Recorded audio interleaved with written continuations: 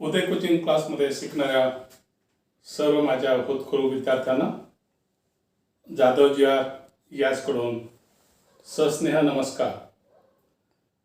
इंग्रजी व्याकरण शिकत असताना त्यामध्ये जे बारकावे आहेत त्या बारकाव्याचा अभ्यास करीत असताना आपण शब्दांच्या जाती शिकत आहोत आणि ते शब्दांच्या जाती शिकत असताना आपण मुळापासून सुरुवात केली आणि क्रियापदापर्यंत आलो.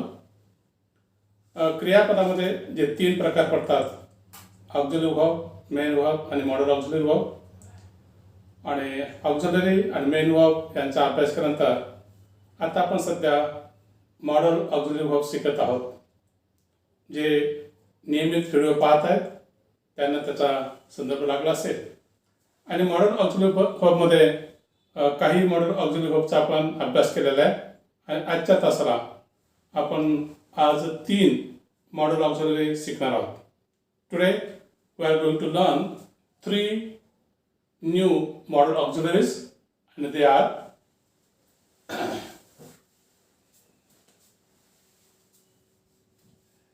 there, need, used to. Dare, need, used to. These 3 words are used in our English grammar as model auxiliary verb. Again, I would like to tell you, these verbs have not literary sense, but they have special function. So when we learn modal auxiliaries, we should understand what is the function of that verb. And if we understand the function of that verb, we can confidently use that word in our practical life. जर या शब्दांचं कार्यच माहीत नाही तर ते कसे वापरायचे असा प्रश्न उपस्थित होता. आणि म्हणून आज आपण या शब्दांना भाषेमध्ये काय स्थान आहे याचा मी अभ्यास करणार आहे. तुम्ही ते शिकणार आहात आणि त्याचा चांगल्या रीतीने अभ्यास आपण करणार आहोत. पहिले शब्दात घेऊ dare. Dare denotes daring.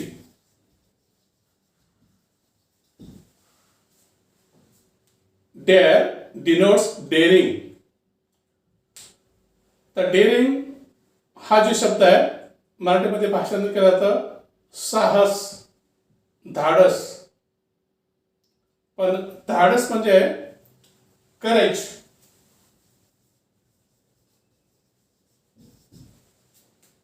Courage या अर्थानं हा डेअर शब्द वापरला नाही. तर डेअर म्हणजे जी गोष्ट समाजाला मान्य नाही किंवा एखाद्या परिस्थितीमध्ये योग्य नाही अशी एखादी कृती जर कोणी करत असेल, दॅट इज डेअर. याचा अर्थ सोप्या भाषेमध्ये करेज या अर्थानं डेअरचा वापर करू नका. तर त्या अर्थानं की डेअर म्हणजे अतिसाहस.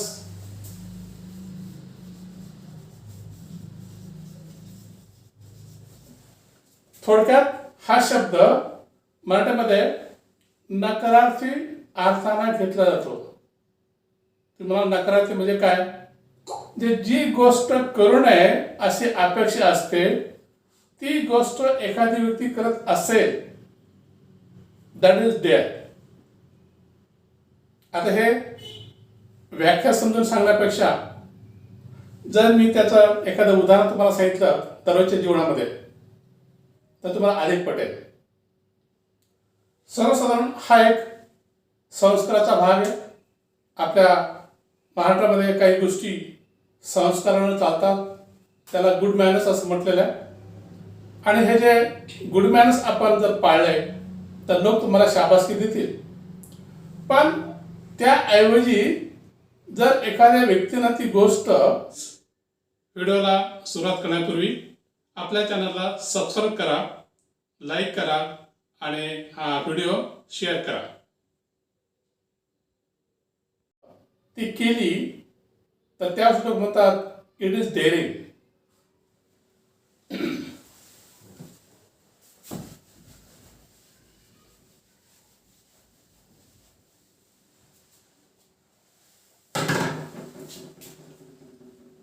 तरुणपणामध्ये बहुतेक तरुण आईवडिलांना न सांगता धूम्रपान करतात. हे आईवडिलांना माहीत नसतं. अर्थात धूम्रपान करणं हे वाईट आहे, शरीराला हानिकारक आहे, हे सर्वांना माहीत असूनही सुद्धा तरुणपणाची एक क्रेज असते की धूम्रपान करणं. ठीक आहे, हा वेगळा भाग आहे. परंतु जर एखादा तरुण अगदी घरामध्ये 10-5 पाहुणे जमलेले आहेत आणि अगदी 16-17 वर्षाचा तरुण आहे आणि तो जर आपल्या वडिलांसमोर किंवा आपल्या मामासमोर धूम्रपान करू लागला तर काय वाटेल तुम्हाला? तुम्ही त्याचं अभिनंदन करा. तुम्ही काय म्हणणार? नाही म्हणायची, पण ज्याला ते खरं. ही जी प्रवृत्ती आहे, ही जी त्याची वृत्ती आहे, त्यावेळेस तो जो करतो ते काय झालं? डेअरिंग झालं. मग तुम्ही काय म्हणाल? He dare smoke before his father.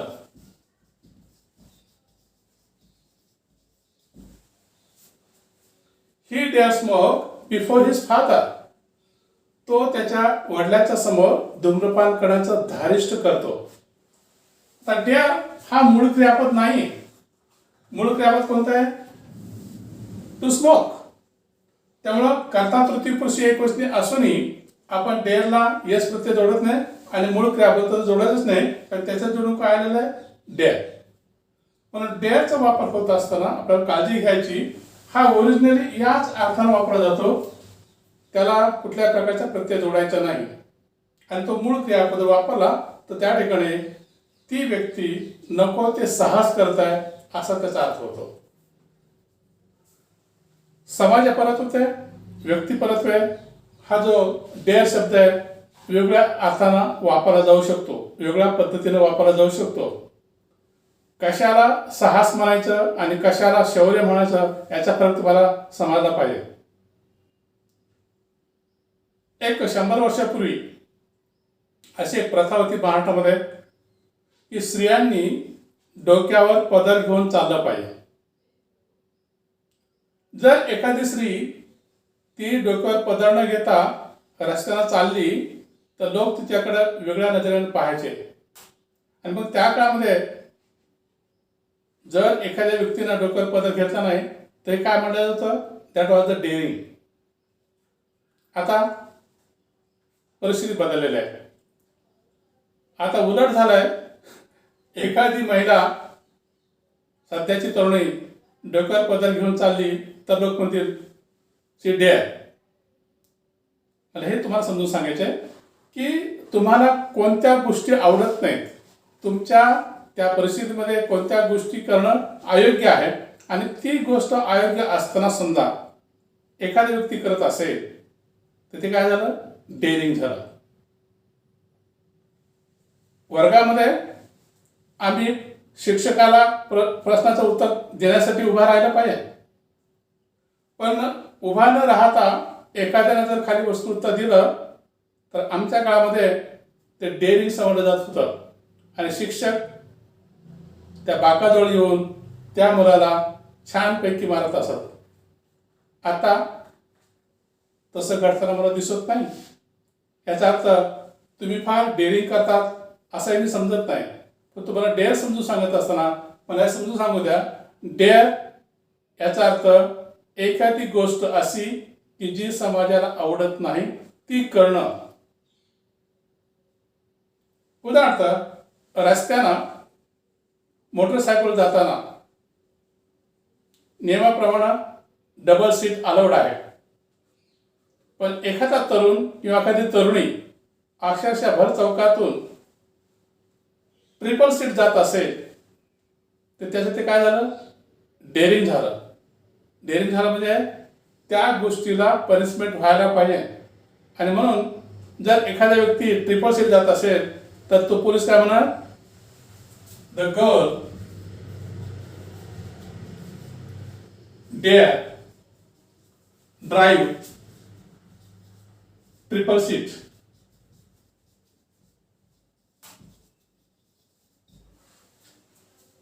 The girl dare drive triple seat.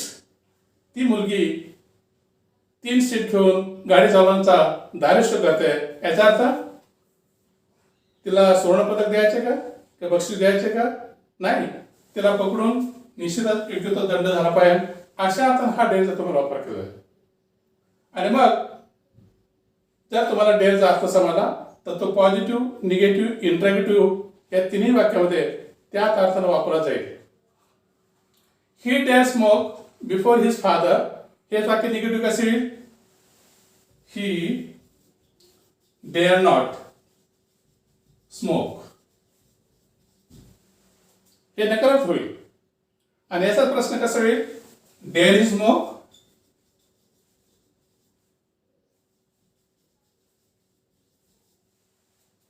म्हणजे होकारार्थीचे नकारार्थी आणि प्रश्नार्थकडं फारसा अवघड तुम्हाला जाणार नाही. याच निमित्ताने की डेअर हा शब्द तुम्हाला फक्त समजायला पाहिजे होता. आणि त्या समाजामधून तुम्हाला एखादी व्यक्ती अति साहस करत आहे, धाडस करत आहे चुकीच्या अर्थानं, तर त्याला डेअरिंग असं म्हटलं जातं. पुन्हा एकदा समजून सांगतो. समाजा परत्वे, काळा परत्वे, डेअरच्या वेगवेगळ्या प्रकारच्या संकल्पना आहेत. कशाला डेअर म्हणायचं, कशाला म्हणायचं नाही हे तुम्ही ठरवू शकता. उदाहरणार्थ, एखादी मुलगी आपल्या आईला रागारागानं बोलते, तर हे माझ्या दृष्टिकोन काय झालं? त्या मुलीचं डेअरिंग झालं. मुलीनं आईशी हळू आवाजामध्ये नम्रतेने बोलावं अशी अपेक्षा आहे. पण समजा ती मुलगी मोठ्याने चिरडून आपल्या आईवर ओढत असेल, that girl dare speak loudly with her mother असं आपल्याला म्हणावं लागेल. आणि म्हणून डेअर याची संकल्पना तुम्ही समजून घ्या. आणि तुम्हाला असं जे वाटतं की या ठिकाणी ती जी व्यक्ती करते हे चुकीचं धाडस करते, त्यावेळेस तुम्हाला डेअरचा वापर करायचा आहे. होकार, नकार आणि प्रश्न. ओके. तर डेअरला करेक्ट समजू नका. तर डेअर हा ब्लॅक लिस्ट मधला शब्द आहे. जी गोष्ट आम्हाला अपेक्षित नाही ती गोष्ट एखादी व्यक्ती करत असेल, दॅट इज द डेअर. आमच्या काळामध्ये परीक्षेमध्ये कॉपी करणं याला डेअरिंग समजलं जात होतं. आज काय समजतात मला माहीत नाही, कारण बरेच दिवस मी परीक्षेत सहभागी झालेलो नाही. परंतु असं ऐकायला मिळतं की जो कोणी कॉपी करत नाही तो विद्यार्थीच नाही अशी धारणा झालेली आहे. परंतु ही डेअर कॉपी असं म्हटलं तर तो किती नालायक आहे याचा आम्हाला अर्थ समजत होता. मी मुद्दाम असं देतोय, समाजाला शिकवण्यासाठी नाही, तुम्हाला डेअर समजावा या दृष्टिकोनात तुम्ही समजून सांगत आहे. व्यवहारिक उदाहरण घेऊन की जेणेकरून तुम्हाला डेअरचा योग्य रीतीने वापर करावा लागेल. ओके. डेअर समजला? होकार, नकार आणि प्रश्न या पद्धतीने आपल्याला डेअरचा तुमच्या इंग्लिशमध्ये वापर करता येईल. डेअरच्या नंतर पुढे शब्द आहे नीड.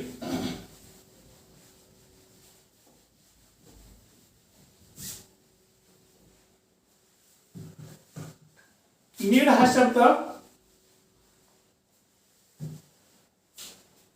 हा शब्द मूळ क्रियापद सुद्धा आहे.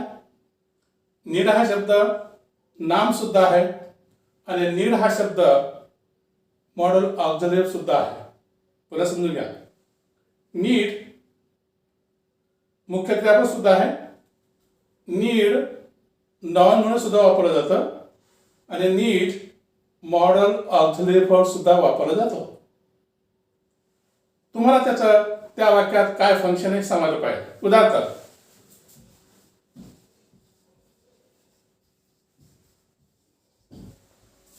I need a pen. I need a pen या ठिकाणी नीड हे क्रियापद मुख्य क्रियापद म्हणून आलेलं आहे. मला लेखण्याची आवश्यकता आहे.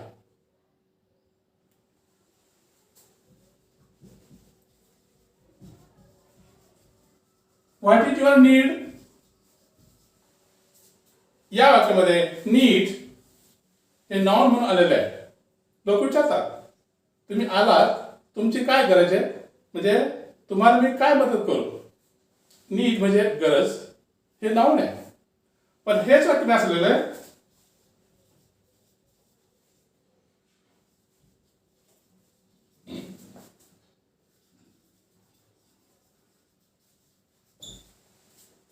I need study regularly. I need study regularly. To study त्या मूळ क्रियापदाच्या जोडून नीड आलेलं आहे आणि या ठिकाणी मग नीडचा वापर केलेला आहे ॲज अ मॉडल ऑक्झिलरी.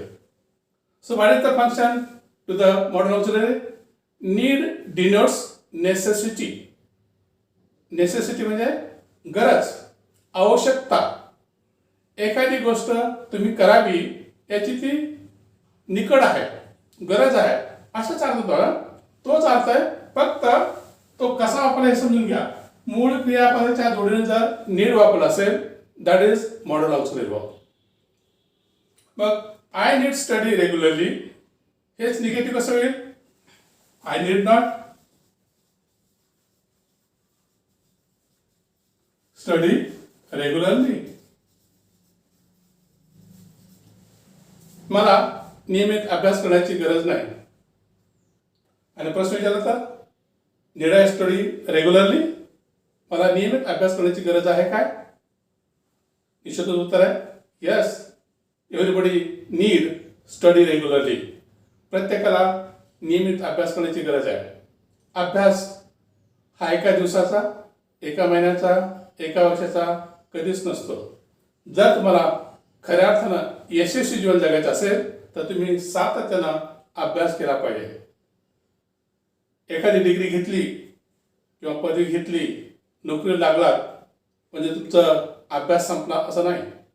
तुम्ही ज्या क्षेत्रात जाता त्या क्षेत्राच्या पुष्कळशा गोष्टी तुम्हाला अभ्यास करावा लागतो. आणि म्हणून नीट हा शब्द फार व्यापक अर्थानं वापरलेला आहे. We need help one another.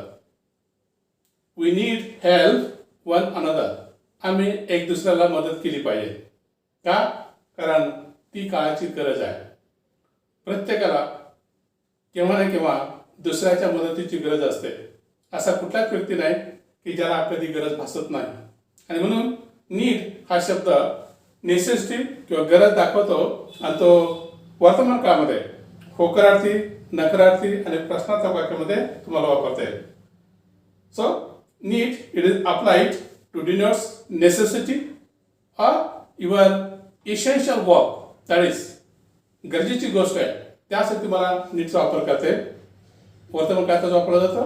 पण लक्षात घ्या तो नाउन सुद्धा आहे, मेन वर्ब सुद्धा आहे आणि मॉडल ऑक्झिलरी सुद्धा आहे. तो मॉडल ऑक्झिलरी केव्हा होईल? Wien it is applied with main verb. मुख्य क्रियापदाच्या जोडीत जर वापरला तर तो काय होणार आहे? Modal auxiliary. आणि त्याचं कार्य आहे इट डिनोट्स नेसेसिटी और compulsion for you that it is applied. Okay. मग तुम्हाला डेअर समजला, नीड समजला आणि पुढचा क्रियापद आपण शिकणार आहोत that is use to. Use to.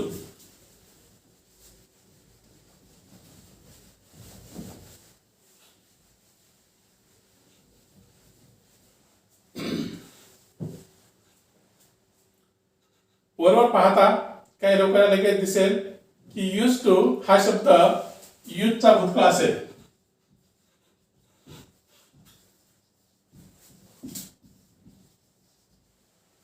पहिल्या प्रथम हे तुमच्या मनातील जी संकल्पना आहे त्याला मी पुसून टाकतो. याचा अर्थ नष्ट करण्याचा विचार आहे माझा की तुम्ही यूज्ड हा शब्द भूतकाळ आहे असं समजू नये.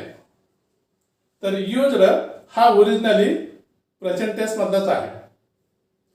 दिसायला मात्र तो काय दिसतो? भूतकाळी दिसतो.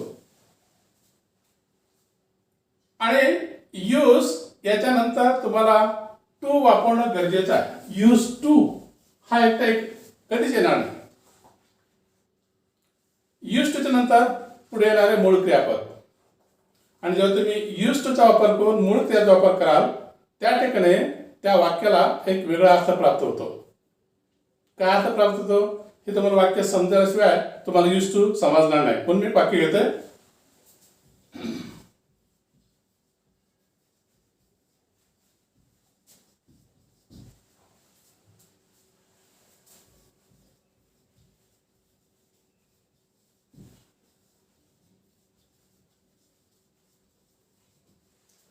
तीन वाक्याचा संदर्भ घेऊन मी तुम्हाला यूज टू शिकवणार आहे.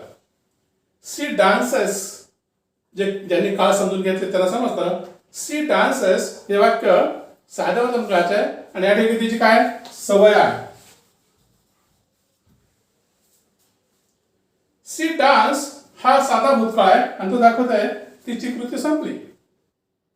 पण माझ्या ह्या वाक्यामध्ये सी यूज टू डान्स याचा अर्थ ती नाचत असते.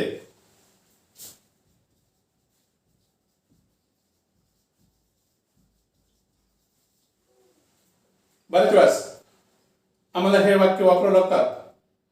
आम्ही गप्पा मारीत असतो, ते झाडाखाली खेळत असतात, आई वडील गावाला जात असतात.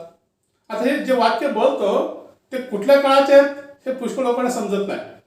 पण आज मला समजून सांगा, सी यूज टू डान्स हे वाक्य वर्तमान काळाचं आहे. पण त्यामध्ये जो अर्थ आहे तो अर्थ असा आहे की ती नाचते पण सातत्य नाही, कधी कधी. याचा अर्थ तिला सवय आहे, पण तिची सवय कशी आहे, ती अधूनमधून व्यक्त करते. आता मला पुन्हा काही लोकांना प्रश्न आहे, अधूनमधून म्हणजे काय, केव्हा तरी, सातत्य नाही. आणि म्हणून मी सांगितलंय सी डान्सेस याचा अर्थ तिची सवय, ती सतत नाचते. पण सी यूज टू डान्स याचा अर्थ तिला जेव्हा कधी संधी मिळेल तेव्हा. याचा अर्थ ती नाचेलच असं नाही किंवा नाचणार नाही असं नाही. तिची यूज टू डान्स याचा अर्थ ती नाचत असते, म्हणजे तिला सवय आहे, तर ती कधी अधूनमधून. आणि म्हणून जेव्हा लोक असं म्हणतात की आम्ही ह्या गोष्टी करत असतो, याचा अर्थ ते नेहमीच करतो असं नाही. आता हे उदाहरण तुम्हाला समजून घ्यायचं ठरलं तर तुम्हाला एक अनुभव सांगतो, म्हणजे तुम्हाला समजेल की या ठिकाणी काय घडतं. एखादा मित्र दुसऱ्या मित्राला सांगतो, ते लहानपणी हायस्कूलमध्ये असताना नदीमध्ये पोहायचे, पण मोठे झाल्यानंतर त्यांच्या गावातल्या नद्या आटल्या आणि शहरात आल्यानंतर नदी कुठे दिसतीच नाही. पण ते जेव्हा एकमेकाशी गप्पा मारतात तेव्हा ते म्हणतात, we use to swim in our river. आपण नदीमध्ये पोहायचो. याचा अर्थ काय, त्या काळामध्ये आपल्याला सवय होती. आणि तर लक्षात येईल की आता त्यांची सवय संपलेली आहे. कदाचित त्या काळामध्ये त्यांनी नदीमध्ये उंचावून उड्या मारल्या असतील, पण तो आज त्यांनी जर सांगितलं तुम्ही एखाद्या नदीमध्ये उडी मारा, ते पोहू शकणार नाही. आणि म्हणून अर्थ तुम्हाला समजला असेल की एखादी कृती एखाद्या विशिष्ट काळामध्ये घडली, पण ते आता खंडित झालेले, खंडित समजते का, तिच्यामध्ये गॅप पडलेले आहे. आणि अशा परिस्थितीत तुम्हाला एखादी गोष्ट सांगायची असेल तर आम्ही यूज टूचा वापर करायचा. आता यूज टू हा वर्तमान काळ आणि भूतकाळ सुद्धा वापर देतो, फक्त त्याचा संदर्भ तुमच्या लक्षात आला पाहिजे. समजा एखादी व्यक्ती असं म्हणत असेल,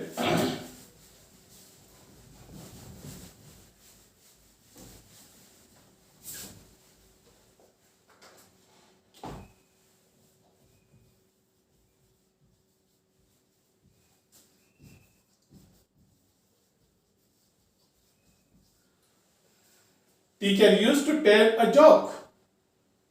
शिक्षक कधी कधी विनोद सांगत असतात. याचा अर्थ तासभरात सातत्याने शिक्षक विनोद सांगतात का किंवा दररोज सांगतात का असं नाही. कधीतरी आठवड्यातून एखाद्या प्रसंगाला एखादी घटना घडली आणि ती समोचित असेल, विषयाला धरून असेल तर टीचर सांगतात काही काही उदाहरणं. म्हणजे त्या शिक्षकाची सवय आहे, पण तो तास आला आणि तो जोक सांगणारच असं होत नाही. आणि त्याला म्हणायचं teacher use to tell a joke. हे वर्तमान वाक्य आहे.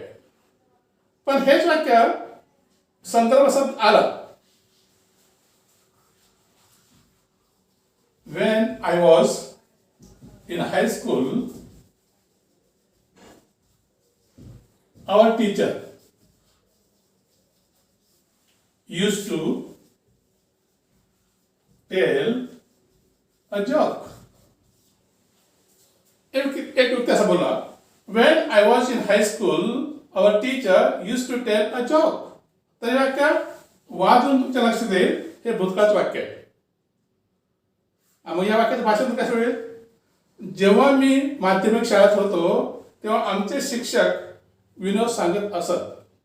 आणि मग हे सिनियर सिटीजन आता विचारतात मुलांना, का हो तुमचे शिक्षक तुम्हाला अधूनमधून विनोद सांगतात का? आता काही शिक्षकांना शिकवताना विद्यार्थ्यांची करमणूक करण्याची इच्छा असते, अधूनमधून ते चांगले विनोद सांगतात आणि त्या विनोदाचा परिणाम शिकताना विद्यार्थ्यांना फायदा होऊ शकतो जर ते चांगले विनोद असतील तर. या पद्धतीनं आम्ही विनोद करून शिकू शकतो. शिक्षणाला विनोदाचं वावगं नाही, परंतु सातत्याने विनोद करायचे असं नाही, प्रसंगाला धरून एखादा विनोद होऊ शकतो. आणि अशा पद्धतीनं यूज टू हा वर्तमान काळातला, यूज टू हा भूतकाळातला दोन्ही ठिकाणी आहे. आता याचा नकारार्थी आणि प्रश्नार्थक वाक्यात वापर करताना थोडीशी आपल्याला दक्षता घ्यावी लागेल.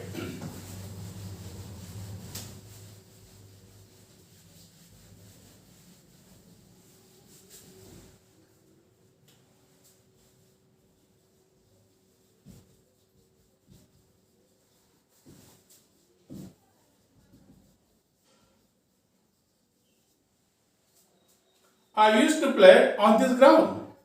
एखादा व्यक्ती म्हणतो, मी या मैदानावर खेळत असतो. सांगितलं निगेटिव्ह करा. तर निगेटिव्ह करताना मग आमच्या पुढे प्रश्न पडेल, नॉट कुठे वापरायचं आहे?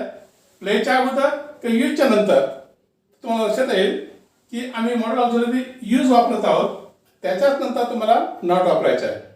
म्हणून तुमचं काय पाहिजे? I use not to play on this ground. I use not to play on this ground. Not लगेच वापरून तुम्हाला वाक्य निगेटिव्ह करता येईल. एखाद्या व्यक्तीला प्रश्न विचारायचा आहे, तू नियमित संगीत ऐकत असतोस का? मग तुम्ही शोधा,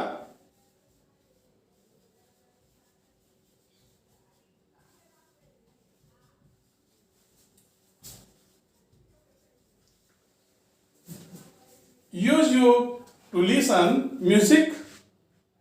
तू संगीत ऐकत असतोस का? म्हणजे संगीत ऐकण्याची तुझी सवय अधूनमधून चालू आहे का? असा प्रश्न तुम्हाला विचारला. अर्थात असे प्रश्न फार रॅरली विचारले जातात, परंतु होकारार्थी आणि नकारार्थी या दोन वाक्यामध्ये युजचा वापर करून आपल्याला तुमची सवय ते अधूनमधून घडते हे सिद्ध करता येईल आणि त्यासाठी युजचा वापर केला जाईल. पुन्हा एकदा सांगतोय, यूज टू हा दिसायला भूतकाळातला असला तर तो वर्तमान काळात आणि भूतकाळात दोन्ही वाक्यात वापरतात आणि जास्तीत जास्त होकारार्थी आणि नकारार्थी वाक्यामध्ये यांचा वापर करून आपल्याला तुमच्या सवयी अधूनमधून करतात त्या रेग्युलर नाहीत हे सिद्ध करता येतं. आज आपण 3 मॉडेल ऑक्झिलरीचा अभ्यास केलेला आहे. डेअर हा दाखवतो धारिष्ट पण ते नकारार्थी अर्थानं. नीड हा दाखवतो गरज, तुमच्या कुठल्याही कामाची गरज दाखवताना नीडचा वापर केला जातो मुख्य क्रियापद जोडून. आणि यूज टू एखादी सवय आहे पण ती अधूनमधून घडते हे व्यक्त करण्यासाठी तुम्हाला यूज टूचा वापर करता येतो. 3 शब्द समजले आणि आता आपण आज मॉडेल ऑक्झिलरीचा अभ्यास तर पूर्ण करीत आहोत. आतापर्यंत जवळपास 11 मॉडेल ऑक्झिलरी मी तुमच्या पुढे सादर केलेत आणि यांचा वापर करण्याचा तुम्हाला शक्य झालेला आहे, कारण काळाबरोबर मॉडेल ऑक्झिलरीचा वापर जर करता आला तर तुम्हाला पुष्कळ ठिकाणी वेगवेगळ्या प्रकारचे सुंदरसे संदर्भ देऊन वाक्य तयार करता येतील. So my friends, remember, when we learn grammar, we should be very careful about each and every parts of speech. And in that respect, I started our classes on 15th August 2021 and we are learning in details from the beginning. Those who did not see the previous videos, I would like to request them to go back and subscribe our channel, so you will get all the videos and you will enjoy from the beginning. Because if we learn in between, what happens? We don't get the references, and it happens we may be in jumble. So if you have to keep away yourself, and if you wish to be keen in English grammar, I would like to suggest you go back and subscribe all the videos, enjoy them and be perfect in English. ज्यांनी अजून आपल्या अगोदरचे video पाहिले असतील त्यांना विनंती करतो, त्यांनी 15 ऑगस्ट पासून आपला चॅनल सुरू झालेला आहे. सर्वांनी त्याचा लाभ घ्यावा आणि तुम्हाला निश्चितच या व्याकरणाचा फायदा होईल. So again subscribe the channel, like it, share it and enjoy English grammar. पुन्हा भेटणार आहोत पुढचं व्हॉट्सअप शिकण्यासाठी. ॲडव्हर्ब उद्यापासून आपण ॲडव्हर्ब प्रारंभ करणार आहोत. तोपर्यंत bye bye, see you again.